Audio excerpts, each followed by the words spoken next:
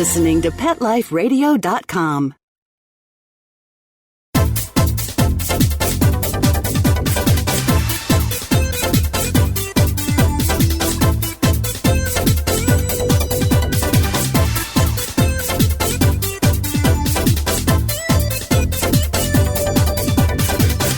Hello! This is Animal Party. You must have your party clothes on, and I bet your dog and cat are dressed up for Halloween.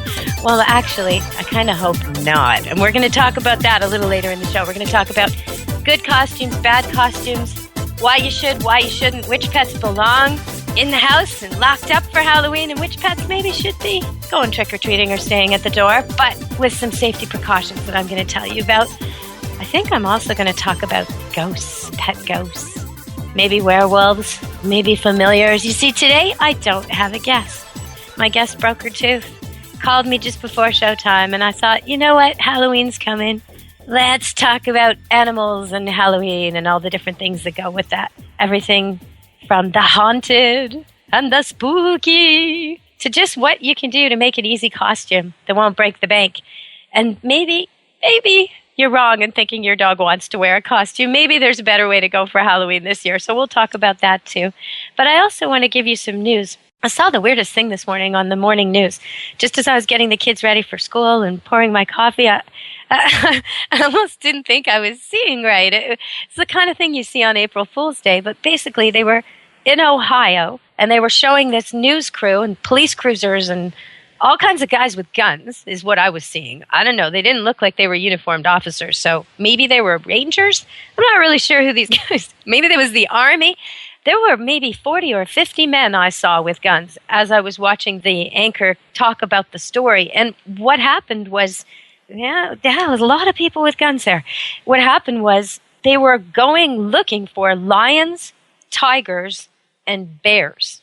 Yeah, this morning, late last night, in the middle of the night, in a lovely place, and I hope I get this right, Muskingum, Ohio, was where this happened.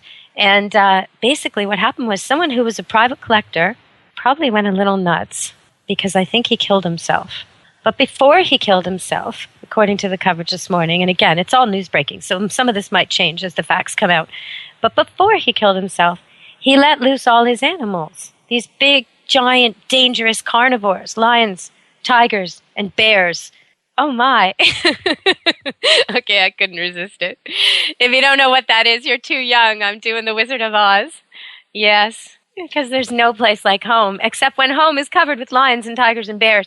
So they were all loose. One policeman reported that he was sitting in his cruiser talking on the radio when a bear tried to maul his head and take his head off. That one was shot. There are lions and tigers loose. They didn't know how to tranquilize them in the middle of the night, were worried about doing so and injuring the animals. There were all these issues. At about 3 a.m, Jack Hanna flew out there, which I think is really interesting. Oh, boy. And I'd love to have him on the show. If anybody's listening who knows him, tell him I want to bring him on my show. But there he was, dealing with a very distressing and sad situation because lots of animals dead and missing and in trouble and no doubt scared and in the wrong habitat and frightened. The bears will probably do okay, but the rest are in trouble. And he's there to help, and they are tranquilizing with vets and dealing with it more humanely this morning in the light of day now that they've been able to marshal the proper forces. But last night, they were shooting these animals, and it's just so sad. They're going to be taken to zoos or released where possible, and they're going to try and come up with the most humane solutions now. We had some situations here in Canada last year where a lion, maybe it's 2 years ago now, a lion that was kept as a pet mauled the wife of the guy who owned it. And most people believe, especially those close to the lion and the family, that it was not trying to hurt her, that it was a very playful lion apparently, and it was all by accident. But at any rate, when he wasn't there and she stood too close to the cage, it actually killed her in front of the children. A horrible situation. And there have been some other situations like that in Canada where animals, giant carnivores or dangerous snakes, there's been both, get loose and the public's in danger. And then you really do have to think about it. I mean, yes, the value of a tiger. Some people would think it's more valuable than a human life given their endangered status and difficult comeback and recent gains, but still loss of habitat and all the problems with that. But at the same time, when your job is to protect the people and there's kids or a school or neighborhoods of sleeping people, and there's some kind of predator loose, you really have to weigh these things. And when the predator, like that one bear, actually actively goes out and attacks an officer inside a car, okay, I think safely that's an exceptional situation that has to be dealt with, perhaps not as humanely as the others, in the heat of the night when that's happening. But it's just so scary. And here we ended up passing a lot of legislation to stop this.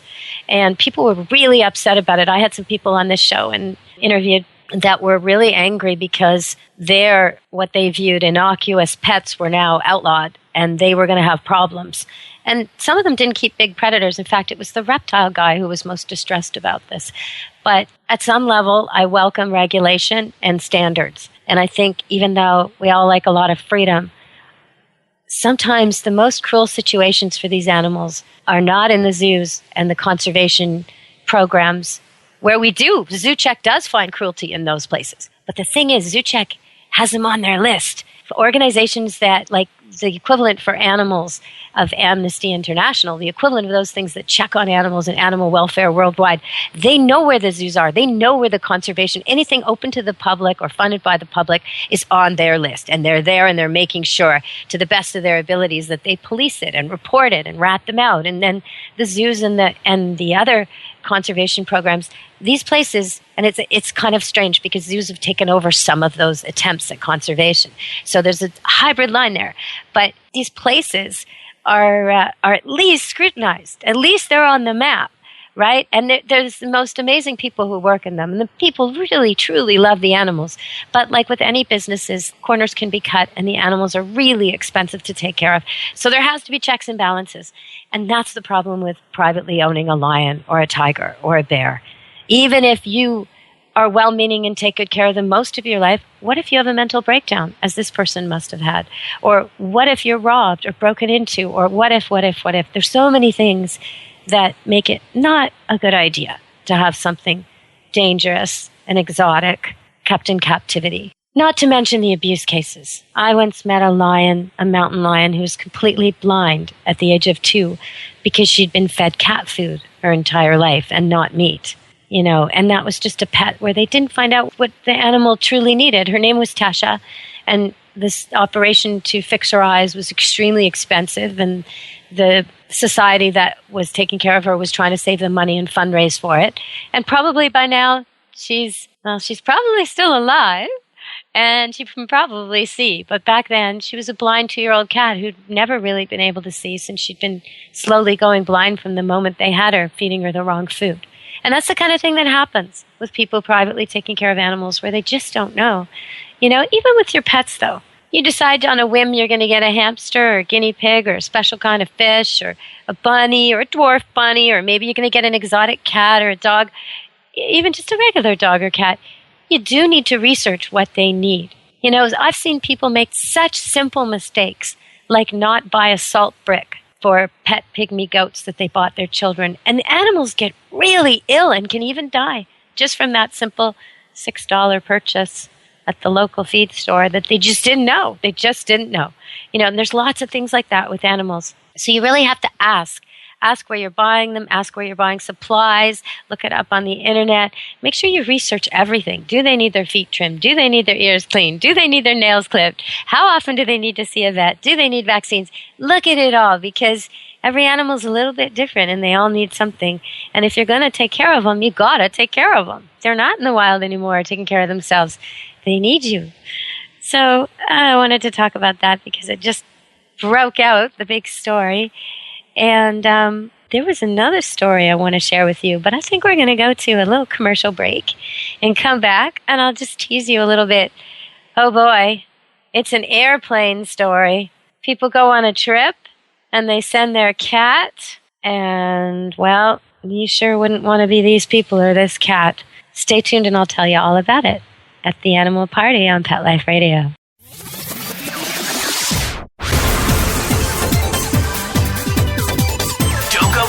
Because the best is yet to come. Stick around.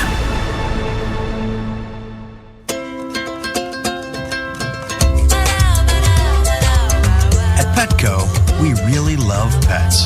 There isn't anything we won't do to make sure they're getting the best products and the best care. So when you ask us a question like, so how do you feel about cat condos? We can say from experience, feels like home for her. Enter the code PARTY10, PARTY, the number 10, and get 10% off any order. No minimum at petco.com. How would you like your business to reach out and invite in our audience? We have a brand new trademark concept called Info Seeds. Info Seeds are short 20-second seeds of information about your place of business, practice, or service is the best, most cost-effective way to invite us in. We only have a limited number of slots left. For more information, visit the website PetLifeRadio.com. Click on sponsorship information. There you can listen to a sample of Info Seed. Remember, only a limited number of opportunities are available.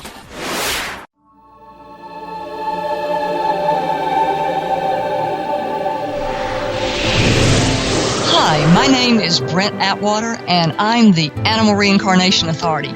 Join me every week on Alive Again and let me look at your pet's energy to determine if they're going to reincarnate. I'll be able to tell you when they're going to come back and what they look like. So send me your pet's photo and email me your question at brent@petliferadio.com. I'm looking forward to answering your questions on Alive Again. Every week only on PetLifeRadio.com. Let's Talk Pets on PetLifeRadio.com.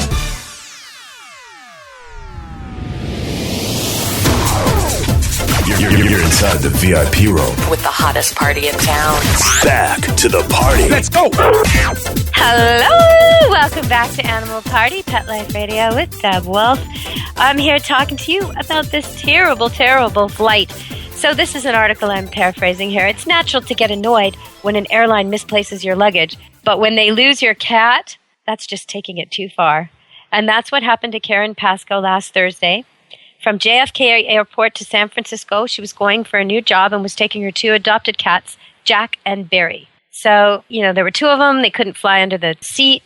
So she set them in separate kennels as cargo. And she checked them in. She went for lunch, grabbed a quick snack, and got a call from American Airlines saying Jack was no longer in his kennel. He was missing. Oh, my gosh, in the airport. Oh, no. Oh, I once got a call from one of my customers saying, what should we do? What should we do? We're at LAX, and Keisha's running wild on the tarmac. Do you have any tips for us? Ah, Keisha the Coyote Cross running wild on the LAX tarmac. They did catch her. I told them to get it as quiet as possible and to lie down on your back in an area where she could see you. Just the owner. That's what they did, and Keisha came. I don't know what you do with a cat loose in an airport, though. All those roof tiles, the little things in the roof that they can sneak up in. Every vet clinic has a story about that. A cat loose in the roof tiles for a week or two. Well, anyway, here we go. After 2 days of no updates, Pascoe's sister decided to enlist the help of social media. So they did this Jack the Cat is lost in AA baggage at JFK Facebook page. And thousands of pet lovers demanded that the airlines do something. So, oh my gosh, there's still no sign of Jack, but the airline is definitely paying more attention. I thought this was going to be a happy ending story.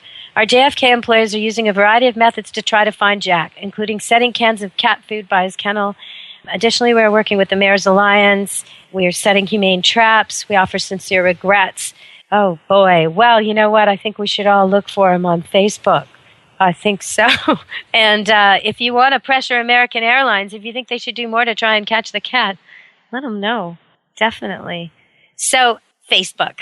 I'm on Facebook all the time. I was just there today, and I tried to print off something to read to you that I got sent. Okay, here it is. So if you want to find me on Facebook, it's Deborah Wolfe, Pet Expert on Facebook.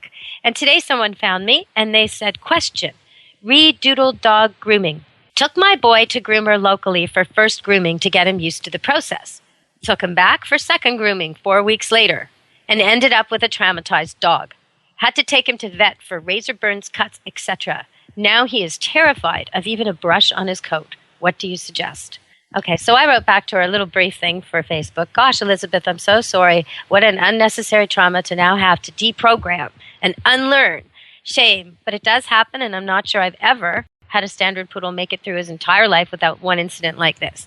And I go on, I explain more about how sometimes you take your standard poodle in and you're not as detailed, or the groomer you think is going to groom him isn't there and someone else does, and they strip his ears bald, which used to be done for all standard poodles all the time, but isn't done anymore. They found out that doing that actually caused more ear infections than a much, much lighter plucking and cleaning. The kind of thing where you just trim the long hairs and you swab out the ears. And if there's no infection, you don't go any farther. Now, my eldest standard poodle right now is 9. And there have been times when his ears were plucked raw like that, where they plucked every hair out because somehow a mistake was made. But most of the time, he did not get that done. I have never done that to him. I have clipped them and cleaned them carefully and done the new style of grooming with him. And he's never had an ear infection. Never in his life. In fact, once recently, I thought he did. And took him to the vet for something else, and they confirmed, no, he's just, I was spoiling him. And they said, no, it's just something in his diet. And I had to slap myself on the wrist because I'd been giving him lots of extras because I felt bad for him because he was not able to be the stud. I've retired him as our stud dog, and one of his wives was in heat, and he wasn't able to go on his little dates with her because he's retired, and he was missing it, and I was feeling bad, so I was overcompensating with food that was healthy for him, but a little excessive. And so I stopped. Now, standard poodles, they don't really get fat. I don't think I've ever seen one who was fat. I really don't think so. There was one white one years ago at Trout Lake that was little on the plump side, but she was about 13, and even she was pretty fit for a 13-year-old dog. Most of my standard poodles, all of my standard poodles are very, very thin. They have a very sculpted body. In fact, I almost worry they're not eating enough. It's the other way. Whereas my Goldens, oh, good Lord, if it was food to anything, anytime, anywhere, it's food to them. And they will just drop and find it like a little tiny detection machine. No, every single crumb and scrap they can find. They will lick surfaces to take off stains you don't even see when they're outside somewhere. They will find chewing gum and garbage. And yeah, poodles aren't like that, so it's a little bit different. But this lady, what she's going to need to do is have brushes around and use the back side of the brush, not even the bristly side, to pet and stroke the dog and just get him used to the idea that when she has brushes, it's fine. And over time, it's not going to take very long. If she does it a few times a day, every day, just when she's stroking him, pets him with the brush, and then gradually gets him used to the idea. Not on the sore spots, not on the painful spots, just where it'll feel good. And she'll get him to think in no time, within 2-3 days, that he likes being brushed by her. And then she's going to do all the things the groomer did. Turn on a clipper, turn all these different things in very minor way, very removed way, like go turn on the clipper in another room, then turn it off. The dog learns, hey, I heard that sound and nothing bad happened. Then a couple days later, turn it on in the same room, and keep doing it a few times a day, turn it on in the other room, turn it on in the other room, turn it off, turn it on the other. And then when the dog's not even reacting, doesn't even care, bring it into the same room, turn it on, turn it off, turn it on, turn it off, till he doesn't care. Find something that sounds similar if you don't have a pet clipper. But what you're going to do is get him used to the fact that, you know what, it was only at that place that happened. It wasn't here. It wasn't with Mom. It wasn't the razor, the scissors. No, all that stuff's fine. I had that before, and I'll have it again, and it's fine. It was that place. And so then you're going to have to take him to a groomer, a good groomer, a kind groomer. Research carefully. Facebook's a great place. If you go on one of the Golden Doodle Rules groups or Golden Doodle Rocks or whatever they're called, you can find Golden Doodle owners in your area who have a good groomer that they love. If you're in my area, I'll tell you, I love Maureen at Success Dog Grooming. She's the best. She's gentle but firm, totally experienced, been doing this for years. Tell her what you want. She'll even let you stay if your dog's been traumatized like this. And the first time, I don't even think you want to get her groomed. You just want to bring him in for a quick visit, maybe have a treat. If he'll eat it, he probably won't eat it because dogs don't take treats when they're stressed. But try, bring him in, have a cuddle, let him meet her, and take him out again.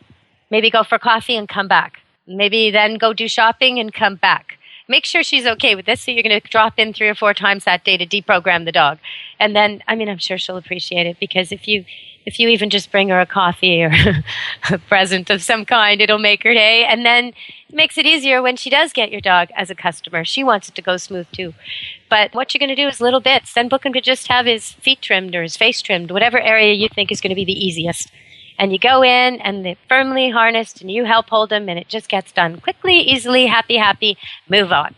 And it is going to take a while to get over this, unfortunately. It's so unfortunate they did this to him. But like I said, It's rare to have a dog that gets regular grooming where this doesn't happen at least once. Razor burns, the dog moves, skin's folded. It can easily happen if they're not experienced with the breed or experienced with their clippers, or even just if the dog's a little fidgety. You know, I have one dog, Noodle, who's constantly trying to lick you. It's like he's trying to groom you while you groom him. It makes it hard to groom him, you know? So he doesn't get as good a clip as my other dogs. Now, when I take him to Morena, I've never had him have razor burns, ever. And I've never had any of these other things you're talking about. But, you know, his hair isn't as beautiful as his dad, who stands perfectly still. So, you know, now with age, Noodle will improve. He'll get the idea. And that's the thing. You just want to make it really positive.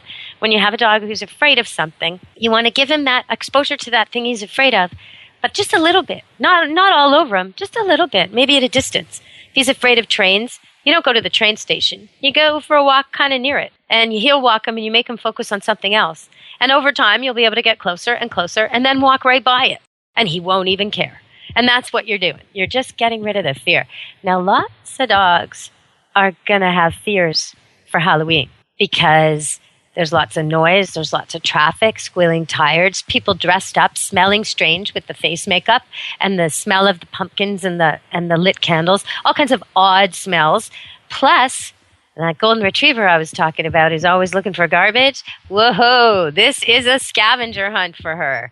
The fact that kids are around with chocolates and wrappers and candies and remnants of that and pieces of that and things that fall out of their trick-or-treat bag and all that sort of stuff is everywhere. And you just can't let your dog loose. Even if your dog is a come, sit, stay, healed, wonderful dog, you don't want him getting into that. Now, you might say, oh, but my dog would never pick up anything. I've trained him not to take treats. Oh, that's great. What about the glass? Sometimes, and I shouldn't peg only teenagers, but it seems to be teenagers at Halloween, and even as a teenager, I never understood this, but sometimes people break bottles. I don't know why they do that. It only hurts the children and the pets. Nobody else gets hurt by broken glass. It's just so stupid. But there'll be lots of broken glass. Your dog won't know it's there, and he'll step right on it. Do you really want that in the middle of your trick-or-treat night? When your kids want to keep going and your dog's bleeding and has to go home, what are you going to do? You're going to bum everybody out? You're going to make the dog walk when he's injured? I mean, what are you going to do? It's not a good plan. So if you must take your dog, you really want to take your dog, have at least two people. One's assigned for the kids and one's assigned for the dog. And the dog is on leash the entire time. Not a flexi leash that lets him get into trouble and step on something dangerous. No, a regular short leash so he's with you. If you want to dress him up, some dogs like to be dressed up. If you've done it right when he was a puppy and you made sure he was told how beautiful he was and given cookies and praise and not laughed at or made fun of, then he probably does like being dressed up, likes the attention and enjoys that, gets it, that it's something funny for the people. But you got to make sure the costume doesn't hurt. So nothing that can pull off like buttons or buckles or straps or little things that could end up in his mouth and in his stomach. Same for cats. Cats are really bad for this. Anything twirly or frilly or tinsel-like or shredded fabric-like, this is the kind of thing that they want to eat. Ribbons, they want to eat it. So if you're dressing up the cat, make sure there's nothing loose dangling because it'll be in its stomach. And that can be $1,000, $1,500. If you're lucky and you catch it in time, it can also kill your animal. Even a big golden retriever could die from one little ribbon in its stomach, blocking its intestines. So you really got to watch this stuff. And the same with your kids' costumes. If they're running all around and bits of it is coming off and everything, really watch that your pets aren't getting into it. Okay, so if your dog loves all people, all dogs, is friendly with everybody, couldn't care less about loud noises like fireworks, doesn't try to eat everything it finds, then you might have a dog who wants to go trick-or-treating. And then I say, take him along, dress him up, have a good time. Make sure the costume isn't in his face and isn't dragging where he walks. And again, one adult for the dog, one adult for the kids. Bring a bag to poop scoop. Make sure he's well fed and well watered before you go. You might even need water along the way if your kids are big and you're going to make some serious trick-or-treats. But with the cat, now, most cats don't want to have anything to do with this. So if you have a dog who's a little scared of people or protects the house or just isn't up to this, has fears of any of those things, or is a total garbage gut, will do anything to get food, then you need to create a safe room where you lock the dog away, you lock the cat away, you put on some music or a TV in there, you close the blinds, you try and minimize Halloween outside, make it a fun place, go there and visit your cat, make sure it's not, it's not a place that's awful. Maybe new dog toys, new cat toys, something fun in there. They're bedding, their stuff. If there's something like PlayStation or Wii that gets a lot of action from the kids and your animals love the kids, stick it in there. Because if you've got a black cat, you have to put him away now. You can't wait. And even if he's an outdoor cat, he needs his own room right now.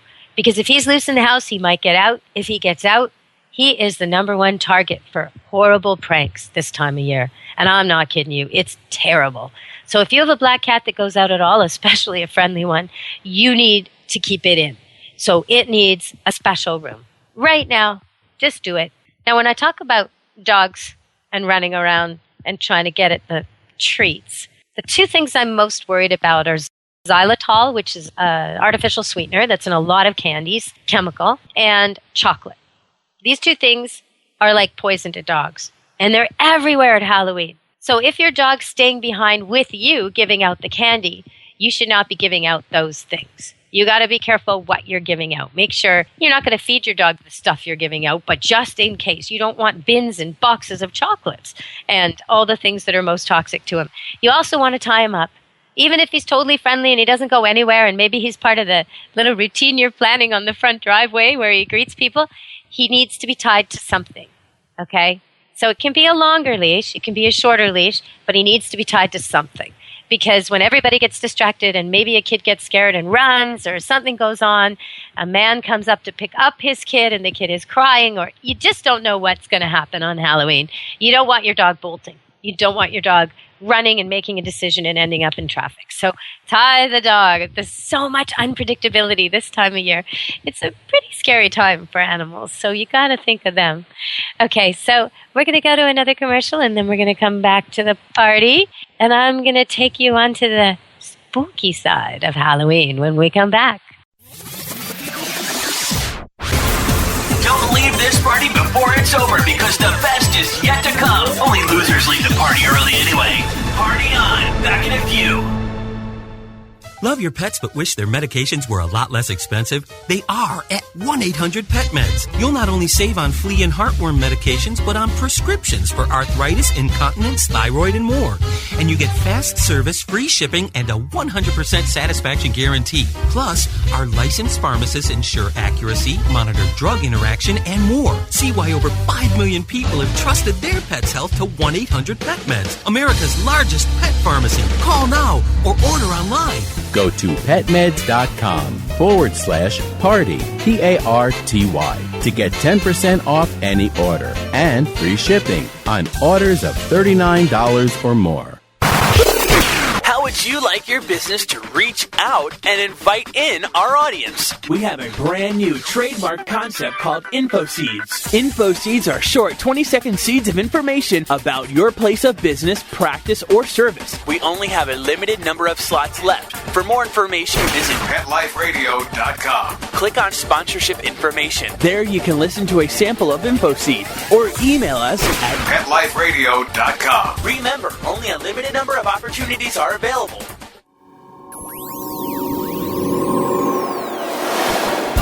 Pet Life Radio presents Paranormal Pets, where you can always expect the unexpected. Each week we'll discuss all aspects of weird or spiritual animal encounters, ghosts, totems, psychic animals, animal souls, animal angels, and animals in religion, with a little cryptozoology thrown in. Step into the supernatural world of pets with your Paranormal Pets ghostly host, Dusty Rainbolt, every week on demand, only on PetLifeRadio.com.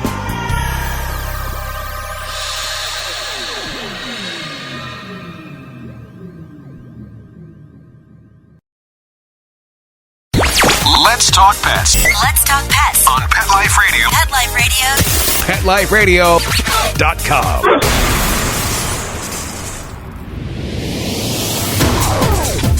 You're inside the VIP room With the hottest party in town. Back to the party. Let's go. Hello! We're back at Animal Party, and we're about to go on the spooky side of the animal world.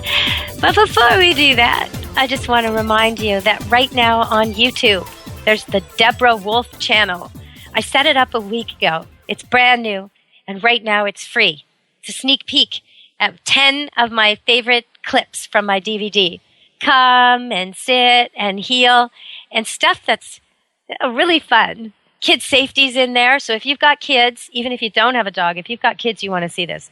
If you've got a dog and you don't have kids, you want to see this because it helps you deal with what happens when kids come over. What happens when we meet kids at the park? How do I deal with kids and my dog? So it's really important, even for grandparents. This is kids and dogs. It's good safety. And I want you all to send it to as many people as you can because the come, the heal, the other sections in there, there's games and tricks too. There's bloopers of dogs being bad. I want you to send it around because the more hits I get, the better.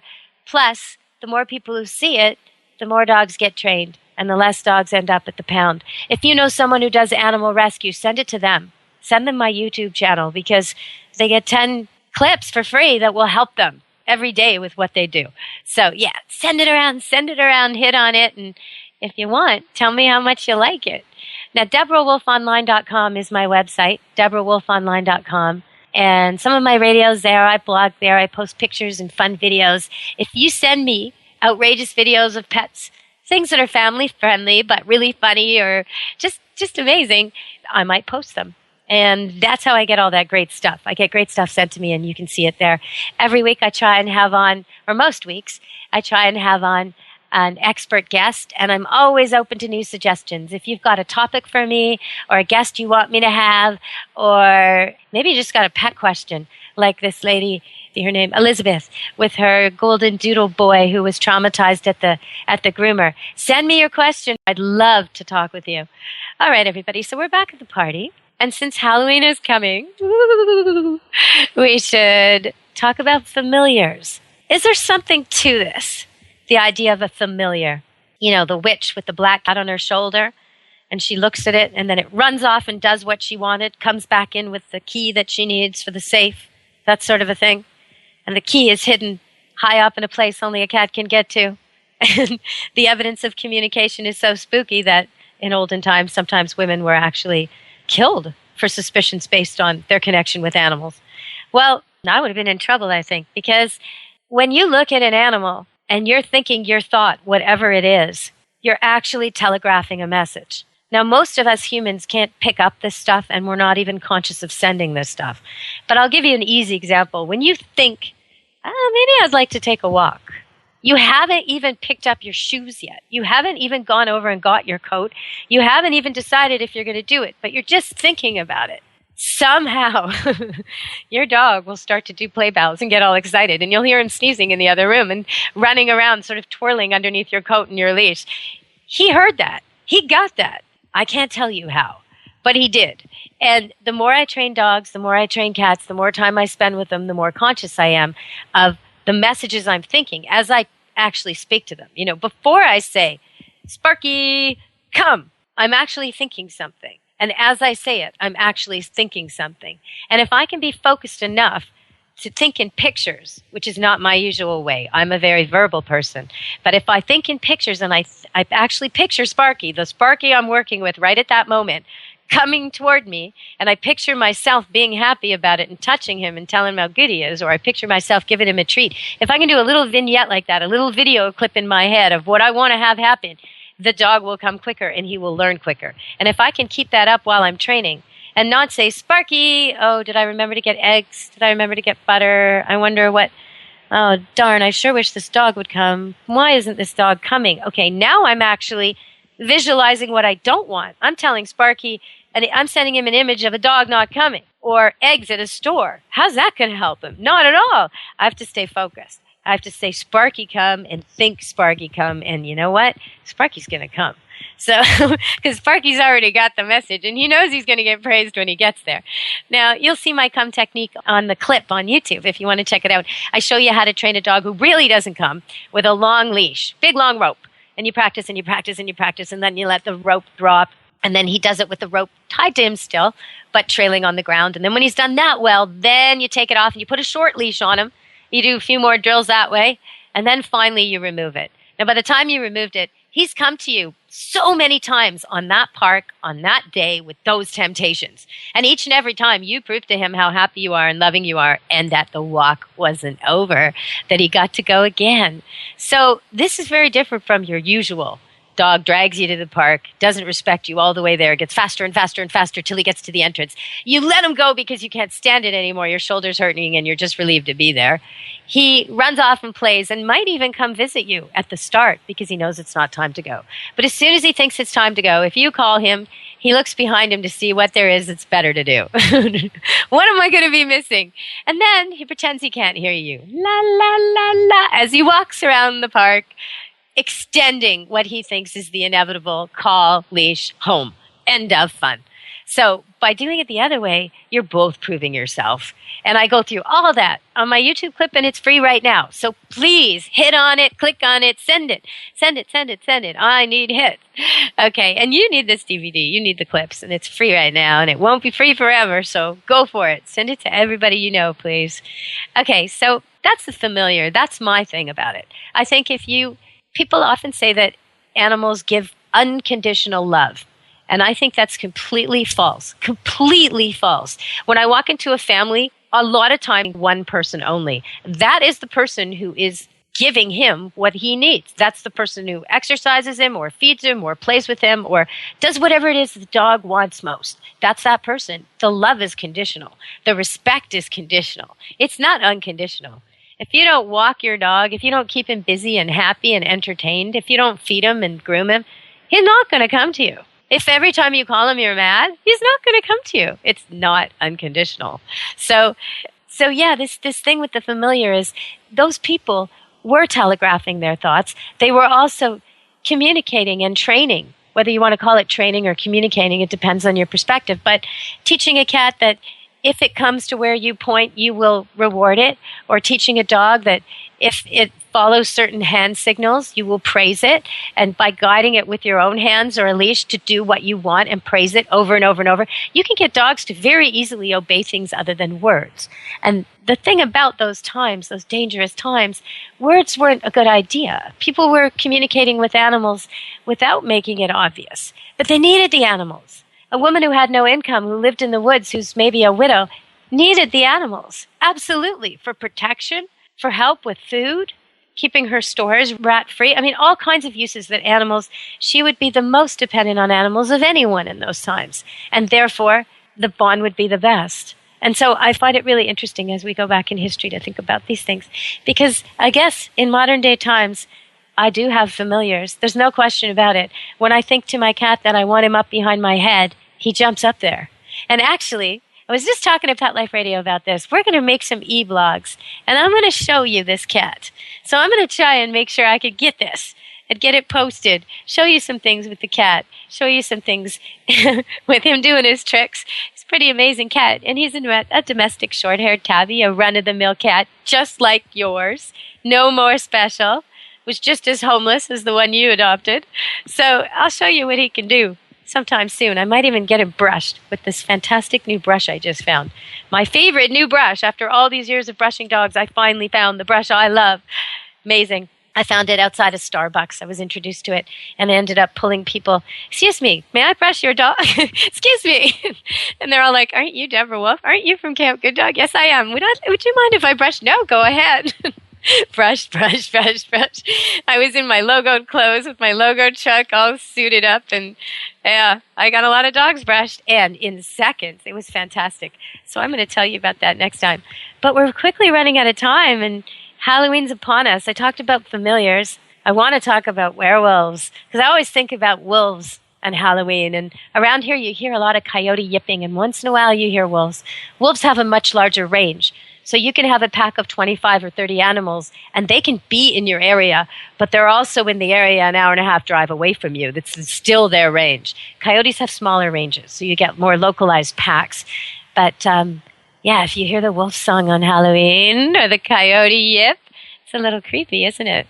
Well, there are ghost pets, according to Dusty Rainbolt, an author I've had on this show before, and she has her own show all about that, paranormal pets. And she wrote a whole book on this. There's enough to write a book, and then some. There are hotels, museums, places you can go, libraries you can check out where ghosts have been seen, cat ghosts in particular, over and over and over again.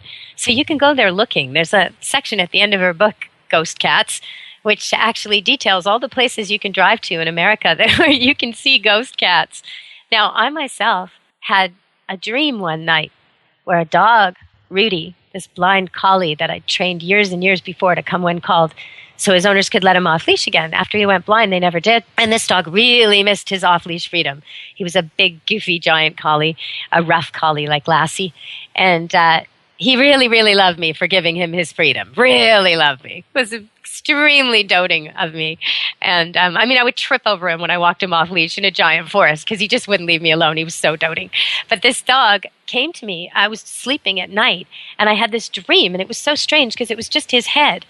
But he was talking like in English, and he was saying words to me, and he was saying, "Don't go near the bridge. Don't go near the bridge." And okay, I wake up the next morning. I don't think much about it. I go down to the bridge because I'm walking dogs, and I think, I'll just go check.